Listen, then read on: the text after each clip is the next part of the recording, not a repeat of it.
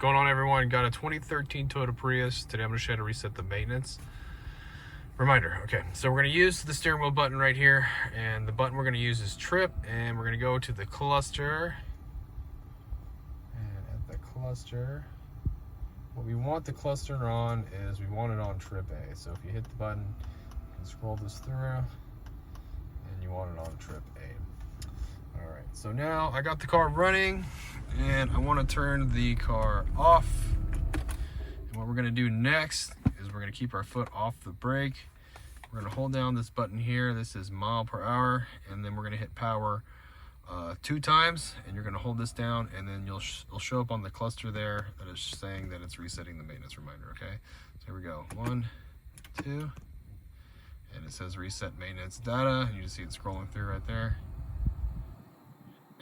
It's all done, and that's it. Hope the video was helpful, and if it was, be sure to drop me a like, leave me a comment. See you guys in the next video.